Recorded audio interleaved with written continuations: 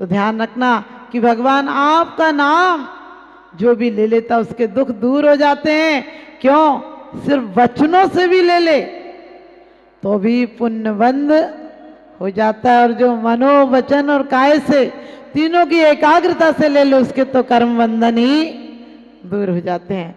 सब लोग सोचते हैं नाम कैसे चलेगा, सूरत से कीरत बढ़ी और बिना पंख उड़ जाए, और सूरत तो जाती रहे कीरत कभी न जाए।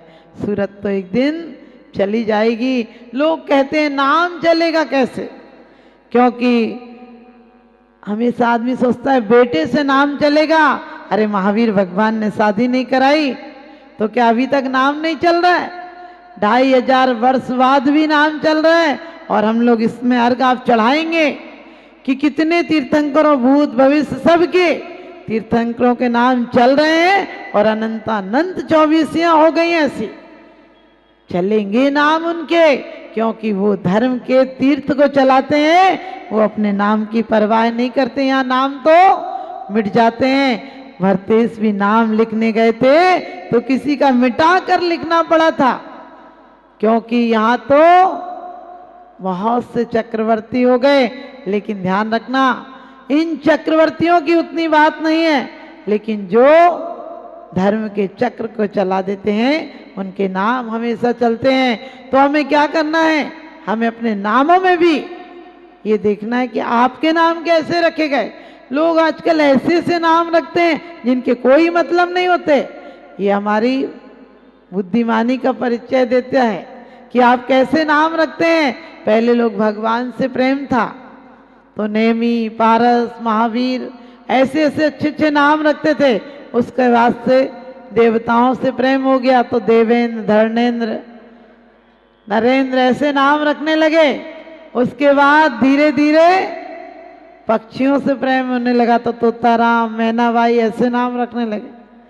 फिर फूल पत्तियों से प्रेम हो गया तो गुलाब चंद, गेंदाबाई, चंपा, चमेली, और उसके बाद पकवानों से प्रेम हो गया तो इमरती बाई, जलेबी बाई ऐसे से, पेड़ा चंद ऐसे से नाम रखने लगे।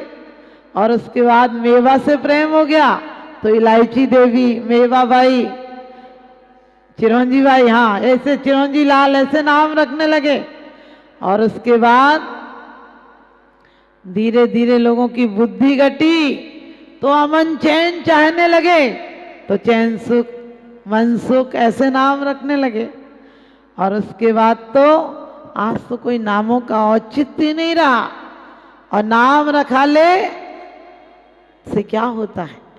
काम ऐसे करो, क्योंकि अभी बात चल रही थी इसमें आप अर्घ में पढ़ेंगे 238 नंबर में, सृष्टि को सुत करत हो हरत दुख भववास मोक्ष पद्मी लक्ष्मी मेरा करो विकास। क्या कहा है कि भगवान जन्म जरत मृत्यु से मेरा वास मिटा दो, और कहाँ वास कर दो? सुख में वास कर दो। हम आज के दिन हमने बिल्कुल मना करा था कि बिल्कुल मत बताना, क्योंकि हम कभी नहीं बताते हैं।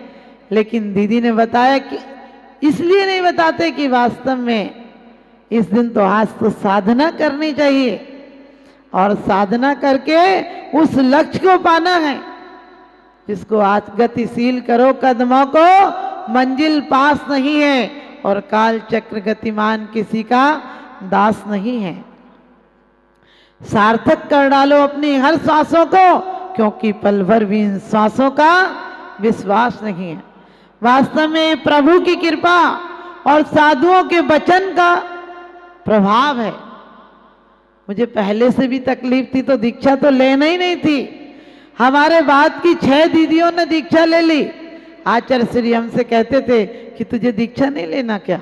हम बोलते थे महाराज जी हमें नहीं लेना। बोले जो तुम्हारे पैर छूती थी अब तुमको उनके पैर छूना पड़ेगा। तो हम कहते थे महाराज जी दीक्षा इसलिए नहीं लेंगे, मेरा स्वास्थ्य ठीक नहीं रहता।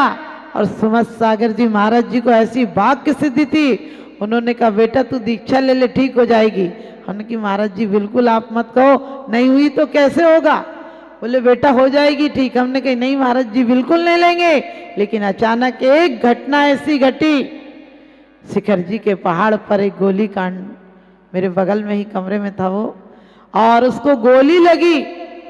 हम लोग तो सिर्फ पढ़ते हैं तन जीवन यौवन अस्थिर है, क्षण भंगुर पल में मुरझाए।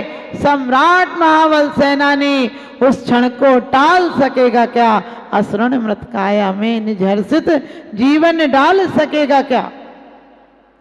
ध्यान रखना, वो घटना 9 दिन तक उनकी 7 बेटियां थी बेचारों की, और जिनको गोली लगी तो बहुत देर हो गई थी उनको ले जाने में, कहें हॉस्पिटल 1 घंटे तो बेचारे पड़े रहे, किसी ने उठाया नहीं। बाद में कुछ लोग मिलकर, क्योंकि मेरे तो तकलीफ थी, मैं तो आखिरी दिन सोच के गई थी एक वंदना करूंगी, और उस दिन ऐसा हो गया तो सब दीदी लोग कहने लगी लौट चलो। मैंने कि नहीं, मैं तो जाऊंगी और पूरी वंदना करके ही लौटूंगी।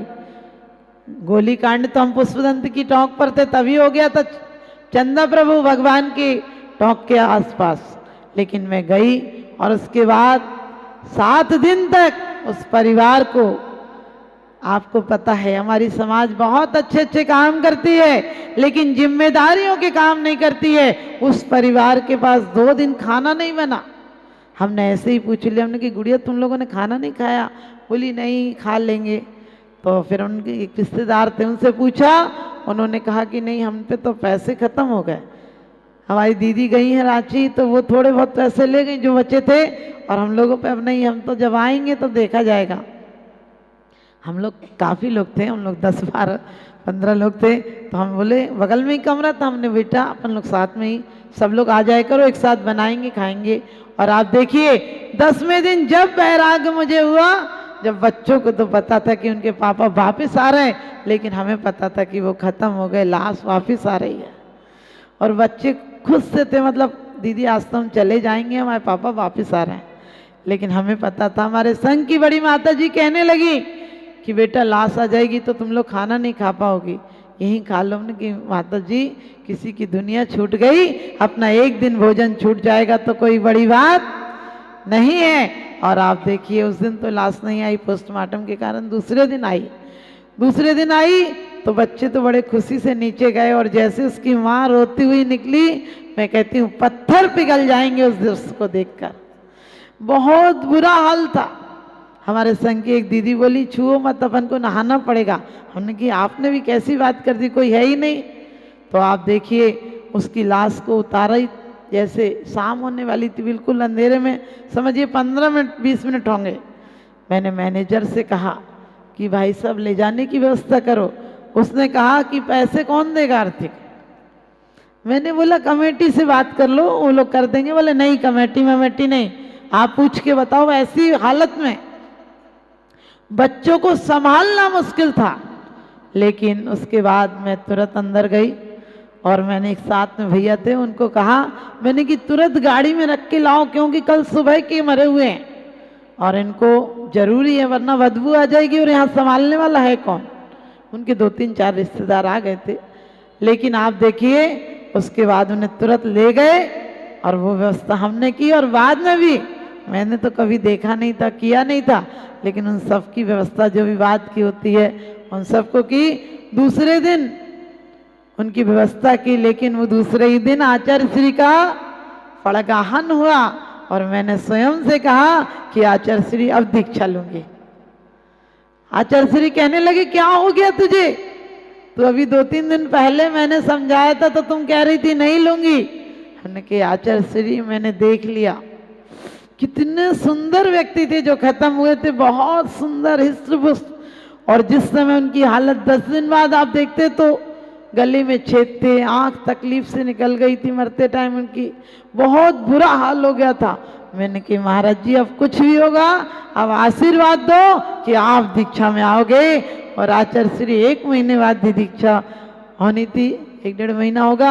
और आचार्य श्री वहां से विहार करके सुमत सागर जी मुझे दीक्षा में आशीर्वाद देने के लिए शिखर जी से विहार करके इतने साधु और सोना गिराए। और मुझे आचार्य श्री के वाक्य देखो, वो कहते थे कि बस तुझे आखिरी दीक्षा दूंगा। और कैसे उनकी वाणी सफल हुई, कि उन्होंने कहा था आखिरी दीक्षा दूंगा और मुझे फागुन में दीक्षा दी थी, आज होली के दिन, और आप समझिए कि उनका तो चतुर्मास में तो समाधि हो गई उनकी। तो वास्तव में गुरुओं के वचन कब काम कर जाएं, कब हमारे जीवन में हितकर बन जाएं, उन गुरुओं को मैं कोटि कोटि नमन करती हूँ, जिनके वाक्य से ऐसी सिद्धि थी कि मैं दीक्षा के बाद कोई भी निमित्त मिला लेकिन मैं स्वस्थ हो गई, ठीक हो गई, वो तकलीफ तो नहीं रही। तो आप लोगों से भी यही कहूंगी कि हम लोग बहुत अच्छे अच्छे अर्घ चढ़ा रहे हैं कि भगवान आपके नाम लेने से रोग मिट जाते हैं। ये रोग मिट जाएं कोई बड़ी बात नहीं, ये रोग तो डॉक्टर भी मिटा देते हैं, लेकिन भगवान आपकी आराधना और उपासना से वो रोग मिटने चाहिए जो जन्म और जरा मृत्यु के रोग हैं। क्योंकि जन्म यदि सद्भावनाओं से करना चाहते हो, जन्म को यदि कल्याणक बनाना चाहते हो, तो कल्याण के मार्ग पर चलने वालों के साथ हो जाना। कल्याण के मार्ग पर जो चल रहे हैं, जो आत्म उत्थान के मार्ग पर चल रहे हैं, उनके साथ हो जाना, तो एक दिन तुम्हारा भी कल्याण हो जाएगा। वरना मानी मानी मर गए, रहा न इनका वंश, और तीनों कुनबे देख लो, रावण कौरव कंस। क्योंकि अंजना के बाप ने क्यों नहीं बेटी को आने दिया था कि उनकी कुल में दाग लग जाएगा, नाम बदनाम हो जाएगा। और अंजना की सास ने बहू को क्यों निकाल दिया? क्योंकि उसके कुल का नाम बदनाम हो जाएगा। उसका बेटा तो चाहता नहीं बहू को, फिर गर्भवती कैसे है? ध्यान रखना, रामचंद्र जी ने नाम के लिए, नाम में बदनामी हो रही थी इसलिए सीता को निकाल दिया। तो रावण नाम के कारण, नाम और अहंकार के कारण अपने कुल को समाप्त करके चला गया। जब मंदोदरी किसी तरह से नहीं मंदोदरी को समझाने के लिए भेजा सीता को, और सीता नहीं मानी, तो रावण को भी एहसास हो गया था कि वास्तव में अब मैंने गलती की है। मंदोदरी ने लाख समझाया कि आप मान जाओ और सीता वापस कर दो। वो तो बार बार कहते हैं राम कि मेरी सीता वापस कर दो, मुझे युद्ध करना कोई लक्ष्य नहीं है, सिर्फ सीता दे दो। लेकिन आपको पता है रावण का अहंकार कहता था कि लोग क्या कहेंगे यदि मैं ऐसे ही सीता दे दूंगा तो। और आप सबको पता है वो कहता था कि पहले युद्ध करूंगा, राम को बंदी बनाऊंगा, उसके बाद उनकी सीता उन्हें वापिस कर दूंगा और राज्य भी दूंगा। लेकिन हवस और मान हिंसा के कभी पूरे नहीं होते। अगर दिल से इसका मुद्दा निकले तो अच्छा है, वैसे तो कभी भी इंसान के ख्वाहिश कहीं पहुंच जाना, जिंदगी को दांव पर लगाकर पद जोड़ लेते हो, पद एक दिन नष्ट हो जाते हैं। संपत्ति जोड़ लेते हो, संपत्ति नष्ट हो जाती है। लेकिन भगवान की संपत्ति अनंत चतुष्टय रूप संपत्ति एक बार मिल जाए तो कभी नष्ट नहीं होती है। अभी आपने देखा एक गुलाब के चढ़ाने का कि कुत्सित भावों से एक जुदास नाम का व्यक्ति हुआ। कहती दरिद्रता थी घर में, 4-5 दिन से कुछ बना नहीं था, खाना नहीं बना था। अचानक देखा कि सरोवर में एक सहस्त्र कमल दल फूला हुआ है, खिला हुआ है। तो उसने सोचा इसको बेच आऊंगा और कुछ पैसे मिल जाएंगे। जैसे बेचने जा रहा था बाजार में, उसने तो सोचा था 1-2 पैसे का बिक जाएगा और सस्ता जमाना था। उसने सोचा था कि इसको लाकर अपना घर का गुजारा चला लूंगा। लेकिन अचानक जैसे जाने लगा एक आवाज आई कि सुदास कमल मैं खरीद लूंगा, कितने का दोगे? उसने कहा जो आप दाम लगा दोगे। उसने कहा 5 रुपया, 5 रुपया दे दूंगा। कौन था? सेनापति था। कहने लगा 5 रुपया दूंगा। दूसरे मंत्री आया और कहने लगा मत देना, मैं 500 स्वर्ण मुद्राएं दूंगा। और गांव का सेठ आया, बोला मत देना, मैं 5000 स्वर्ण मुद्राएं दूंगा। जुदास कहने लगा आप लोग पागल तो नहीं हो गए? क्या हो गया? 1 पैसे में भी कमल मुश्किल से बिकता और तुम लोग दाम पर दाम लगाए जा रहे हो। राजा आया, कहने लगा जुदास मत देना, मैं इसको 500 गांव दे दूंगा तुझे और स्वर्ण मुद्राएं भी दूंगा तुझे, तो ये मत देना। उसने कहा ये तो बता दो कि तुम लोग इतने दाम क्यों लगा रहे हो। तो मंत्री ने कहा अब क्या छुपाना, तुमसे कह ही देते हैं कि तुम्हारी मर्जी हो तुम जिसको दे देना, लेकिन हमारे गांव में बुद्ध आए हैं और हम उनको चढ़ाने के लिए चाहते हैं कि अपने दामों को लगाकर उन पर कुछ चढ़ा दें। तो कितनी अच्छी बात कही उस गरीब भिखारी ने, जिसके घर 7 दिन से खाना नहीं बना था। उसने कहा तुम लोग पैसों से चढ़ा दोगे, अब मैं ही चढ़ा दूंगा, सौदा समाप्त हो गया। अब तुम्हें देकर क्या चढ़ा दूंगा, तुम पैसे के मोल में चढ़ा दोगे, मैं हृदय से, मैं दिल तो मेरा भी है, मैं दिल से चढ़ा दूंगा। और कहते हैं बुद्ध ने लिखा था कि पहला नाम भक्तों में जुदास का लिखना। इसने अपने परिवार की चिंता नहीं की, पहले प्रभु परमात्मा के चरणों में चढ़ाने की चिंता की।